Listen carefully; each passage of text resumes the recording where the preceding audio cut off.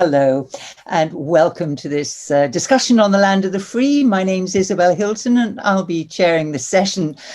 The land of the free is an idea that, along with the American dream, is drilled into the political consciousness of every child and adult in the United States. But after a recent rocky patch for the American dream, President Biden finally made it to the inauguration to reassure us that democracy will prevail. In some ways, though, democracy has never felt less secure. Millions of Trump voters still refuse to accept the results of November's presidential election, and there have even been concerns from the left at Twitter's decision to remove Trump from its platform. So are these things indications of the end of liberal democracy as the dominant political ideal? Are these troubles in the United States signs that democracy itself is flawed? Or will normal service indeed be restored and the land of the free return to find its claim of the global moral high ground strengthened through this recent turmoil? Well, to discuss this and other current questions, I'm joined by Jason Brennan, Professor of Strategy, Economics, Ethics and Public Policy at Georgetown University, and the author of The Ethics of Voting, Why Not Capitalism and Against Democracy.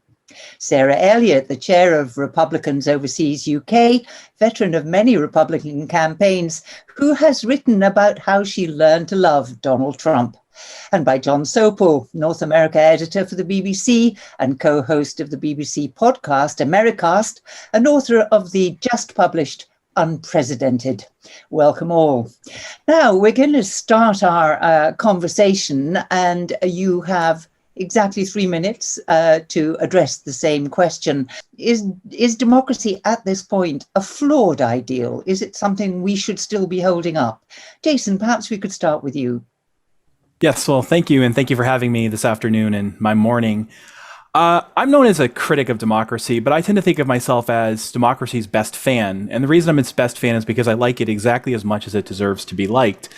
I tend to think of democracy the way I think of the British heavy metal brand Iron Maiden. I think they're wonderful, but they have a lot of albums that are terrible in the early 90s. And similarly, democracy might be the best political system that we've come up with so far.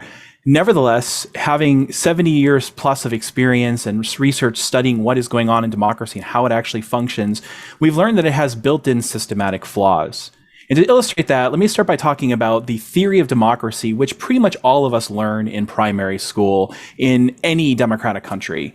That theory says what happens is voters start with a set of interests and concerns and things that they care about. They then go and learn how the world works. They discover the facts about politics and what politics is able to do. They form a theory of some sort about how the economy works. And on the basis of this, they form some sort of ideology. And then on the basis of that ideology, they look and find a political party that best matches their own ideals and values and vote for that party, or maybe vote for a secondary party if that party is too small or unlikely to win.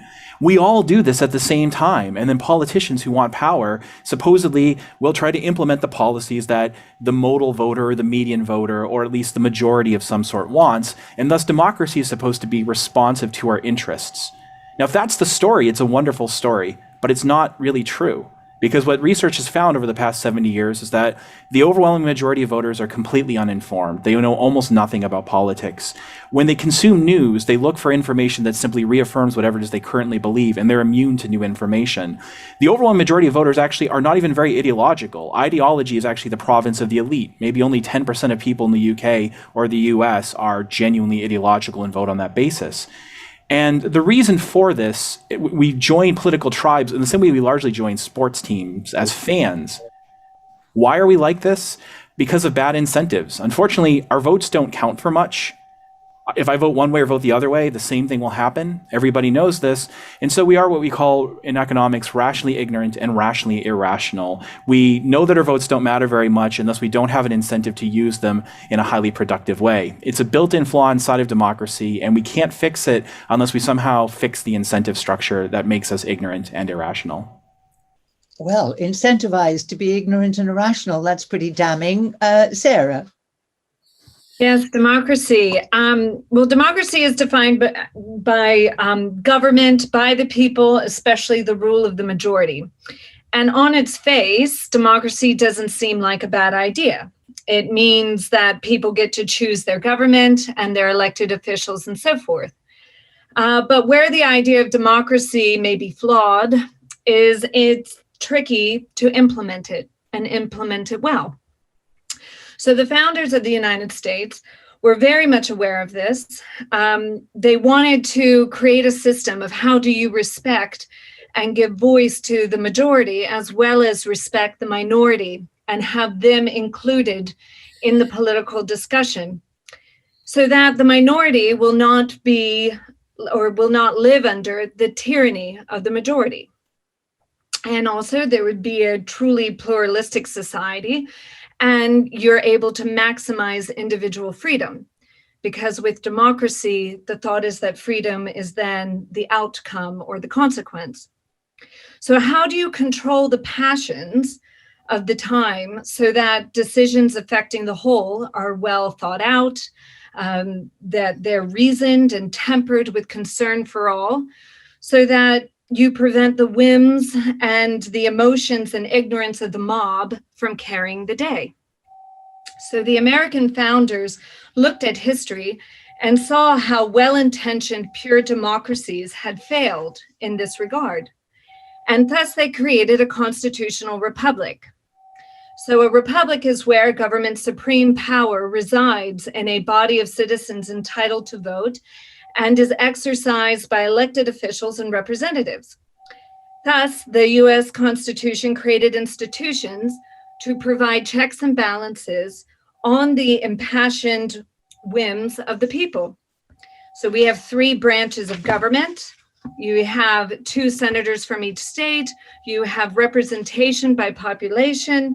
And it's why it takes a supermajority of the US Congress and 3/4 of the states to change the Constitution. And it's why we have the Electoral College. This is all in an effort to secure maximum freedom for the people so that the will of the people is genuinely protected. So the idea of a pure democracy is not bad, but in order to have one where all voices are heeded or feel like they're heard, it's very difficult. And that's why the American founders created the Constitutional Republic. And as Benjamin Franklin was famous for saying, when asked what he and the others had just done, he said, "We've made a republic if you can keep it." So is democracy flawed? Yes. This is why we've had to create the US Constitution and Bill of Rights and have a republic. But I think the essence of democracy is important and is still the best form of government we have.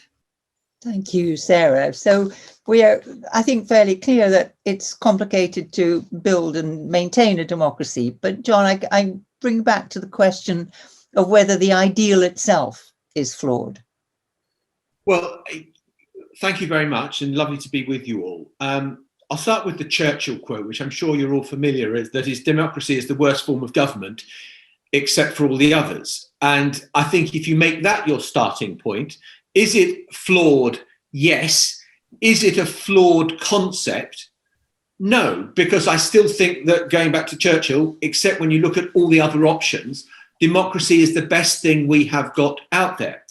Just to let me talk a moment about some of the things that are unique to a democracy, or, you know, that are particularly safeguarded in a democracy. And one that I think is particularly true of the United States, where you have a First Amendment, which guarantees freedom of speech. You have the rule of law, you have protection of minorities, you have safety nets. And so all these things are trying to create a civil society, and where you are keeping, as Sarah has just spoken about, the majority of the people happy, and you don't have that tyranny of the majority. And so the American Constitution, I think, is the most brilliantly designed document of checks and balances, where you can keep all these things sort of in balance. And you are worried. The founding fathers were desperately worried about an overmighty state. And that was what they felt that they need to put in place to have a sort of check on all of that. I want to focus on one of the things, because we're going to have a conversation which is very contemporary. And one of the things that I just spoke about was the rule of law. And America's fragility as a democracy came to the fore in the wake of the November election, when Donald Trump maintained that the election had been stolen. To continue watching this video, click the link in the top left or in the description below, or visit iai.tv for more debates and talks from the world's leading thinkers on today's biggest ideas.